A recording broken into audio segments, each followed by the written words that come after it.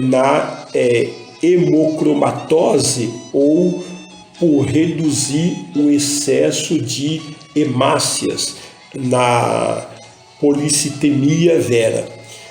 O termo flebotomia no Brasil também pode ser utilizado para descrever o procedimento cirúrgico aonde a secção e inserção de catéter de uma veia periférica, seja para administração de fármacos em um paciente de difícil acesso venoso, ou seja, dificuldade em pulsionar veias, seja para a inserção de catéter até o coração para monitorar a pressão venosa central em pacientes graves.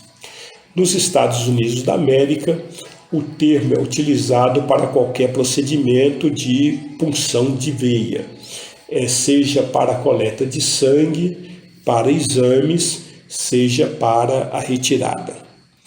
Outro método de pena capital, pena de morte, é o fuzilamento.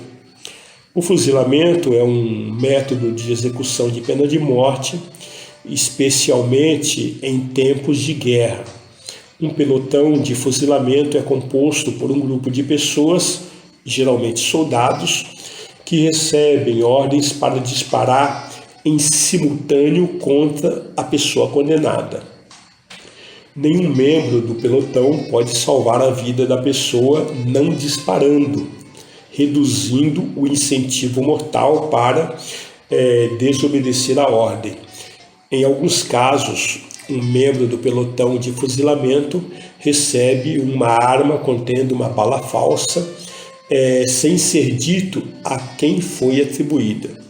Segundo o site Direito Militar do Brasil, a Constituição de 1988 permite que haja pena de morte apenas no caso de guerra declarada. O Código Penal Militar elegeu o fuzilamento como única forma de aplicação da pena de morte, pois considera-se menos danosa que outras formas de aplicação da pena, como a decapitação ou então a forca, por exemplo.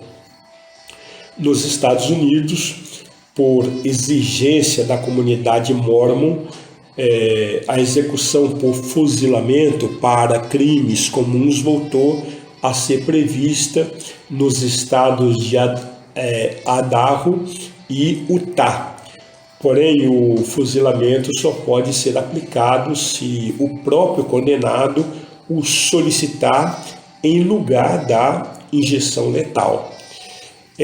Desde 1977, quando a pena de morte foi restabelecida naquele país, apenas 3 condenados foram executados por fuzilamento.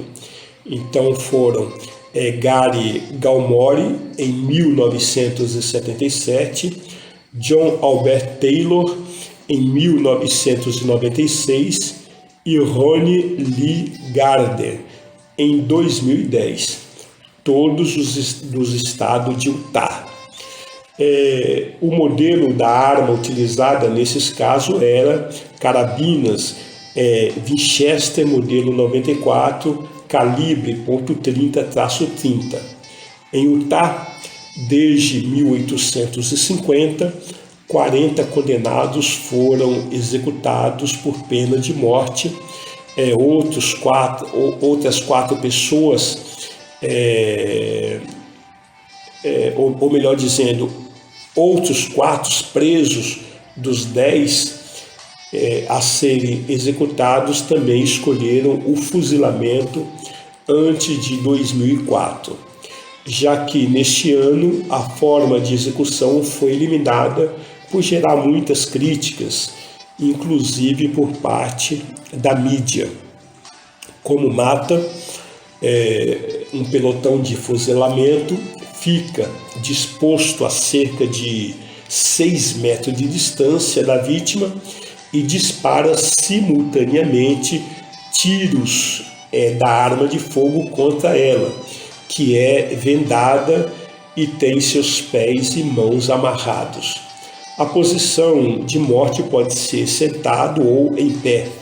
Nenhum membro do grupo armado pode deixar de atirar. É muito aplicada em execuções de crimes de guerra.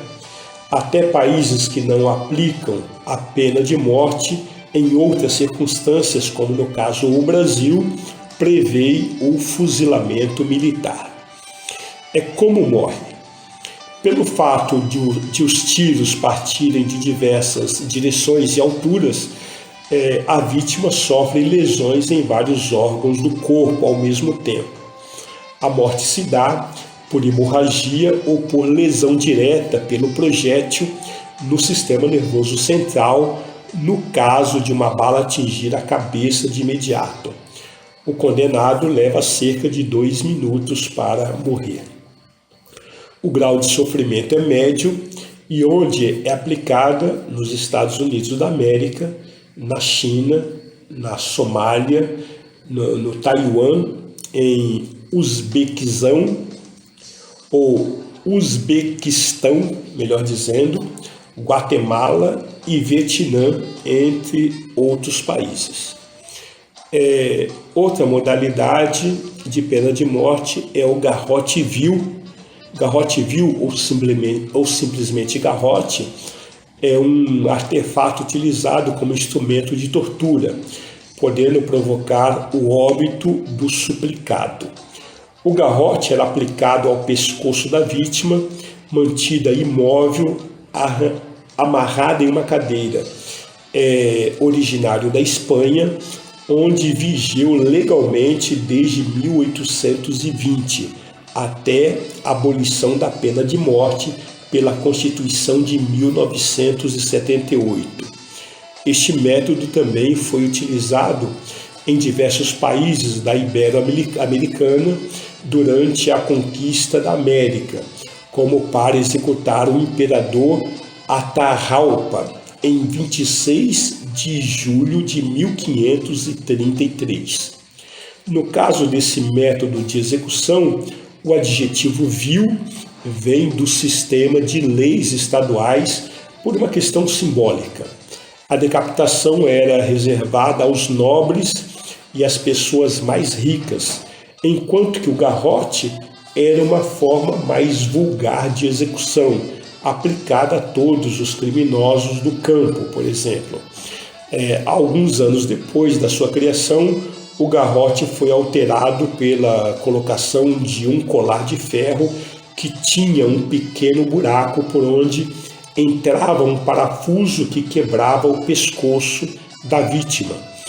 Os últimos condenados por esse sistema de execução na Espanha foram o anarquista catalão Salvador Pung Antich, na prisão modelo de Barcelona, e o alemão Heinz Sches, em Tarragona, no dia 2 de março de 1974. Queremos aqui encerrar esse momento de ministração e orarmos ao Senhor para que Ele continue nos agraciando na condução da sua palavra. Pai, nós te louvamos de uma forma especial por tudo que o Senhor tem feito nas nossas vidas. O Senhor tem nos capacitado, o Senhor tem nos ensinado a tua palavra, o Senhor tem nos preparado e nós temos entendido que o salário do pecado é a morte. É claro que não há como falar em vida sem falar da morte, pois o Senhor liberta o homem do pecado, o Senhor liberta o homem da condenação, o Senhor liberta o homem da morte para que ele possa viver a vida eterna com Jesus Cristo. Pois o Senhor mesmo entregou o teu Filho a morrer na cruz do Calvário ao nosso favor para que tenhamos a vida eterna.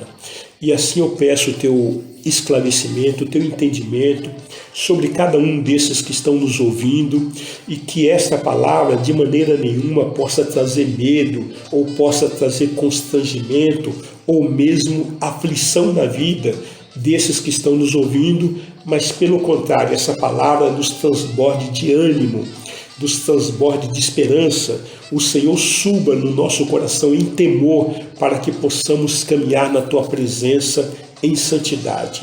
Eu peço a Deus a Tua bênção sobre a vida desses que estão nos ouvindo, que o Senhor livre-os da enfermidade, que o Senhor os livre da condenação, que o Senhor os livre da queda, da morte, que o Senhor os livre, ó Deus, do embaraço e de toda e qualquer contaminação que o mundo oferece para o ser humano.